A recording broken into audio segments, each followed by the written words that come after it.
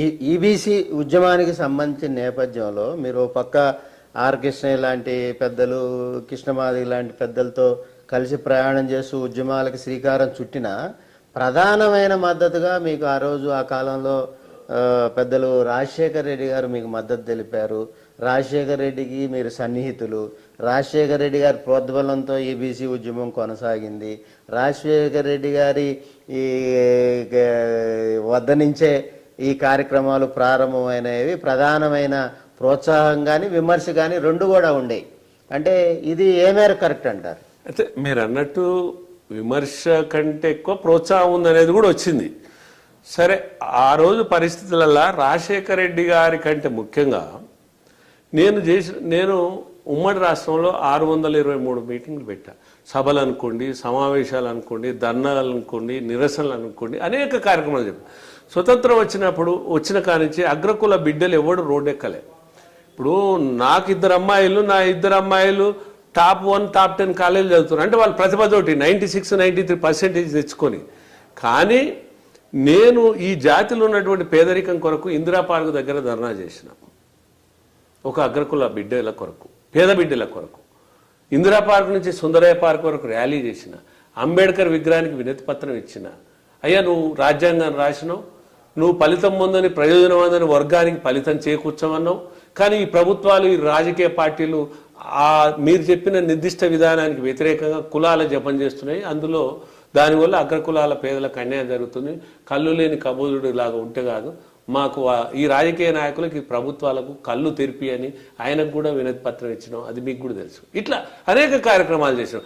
అట్లనే మీకు తెలుసు 2008లో కూడా అప్పుడు యజ్ఞాల సీజన్ ఉండే. ఇప్పుడు కేసీఆర్ ఒక యజ్ఞం చేసిండు, చిరంజీవి ఒక యజ్ఞం చేసిండు, భూమన కరుణాకర్ రెడ్డి ఒక యజ్ఞం. అట్లనే మంత్రాలకు చింతకాయలు రాలేవు కానీ నేను కూడా ఒక యజ్ఞం చేసిన.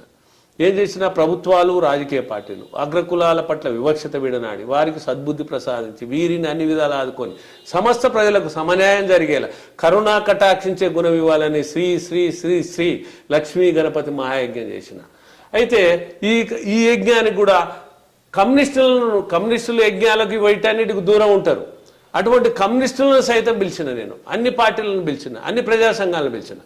సరే, ఈ క్రమంలో ఇంత పెద్ద ఉద్యమ నేపథ్యం చేసినప్పటికి కూడా మీరు అంటారు కదా, రాజశేఖర రెడ్డి దగ్గరుండి నడిపించిండో, రాజశేఖర రెడ్డి వెనకుండి నడిపించిండో, రాజశేఖర రెడ్డి వల్లనే ఇది వచ్చిందని అంటారు కదా.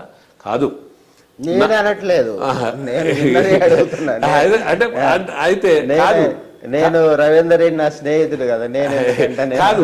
కానీ ఈ పోరాట క్రమంలో నేను రాజశేఖర రెడ్డికి వారానికి 2 సార్లు నా యొక్క ప్రజలను, అంటే మా యొక్క సంఘ సభ్యులను కానీ అందరినీ తీసుకొని వారానికి 2 సార్లు కలిసేవాళ్ళం. ఇప్పుడు ఈనాడు ముఖ్యమంత్రిని కలవాలంటే చాలా కష్టం. వాడికి అసలు ముఖ్యమంత్రి దినచర్య తెలియదు. అంటే 28 సంఘాలతో ఆయన గెలిపించడానికి కృషి చేసిన మీకే కష్టంగా ఉందంటారా? అంటే ఇక అది మన టాపిక్ వేరే విధంగా పోతుంది. చెప్తున్నా, ఆనాడు రాజశేఖర రెడ్డి, సుబ్రహ్మణ్యం ఉండేది ఓఎస్డి, ఏం లేదు, ఆయన మేము ఫోన్ చేస్తే మేము ముఖ్యమంత్రి కలవాలనుకుంటున్నామంటే మాది దినచర్యలా మా ప్రోగ్రాం వచ్చేది. వల్లభరెడ్డి రవీంద్ర రెడ్డి ప్లస్ 100 మంది, 200 మంది, 50 మంది ఇట్లా ఉండేది మాకు. అయితే మేము వారానికి 2 సార్లు కలవాలన్నా 2 సార్లు కలిసేది. నేను అట్లా కనీసం ఒక 125 సార్లు ముఖ్యమంత్రిని కలవచ్చు. కలిసినప్పటికి కూడా ముఖ్యమంత్రి ఎంతసేపు ఉన్నా కూడా నా వాదం సరైంది అని భావించినా కూడా దీని మీద చర్యలకు ఉపకరిస్తలేడు. రాజశేఖర రెడ్డి గారు నా పోరాటాలను చూస్తుండు, నా సభలను చూస్తుండు, నా సమావేశాలను చూస్తుండు. తనలో కూడా ఒక రకమైనటువంటి ఫీలింగ్ ఎందుకుందో నాకు అర్థం కాలేదు. కానీ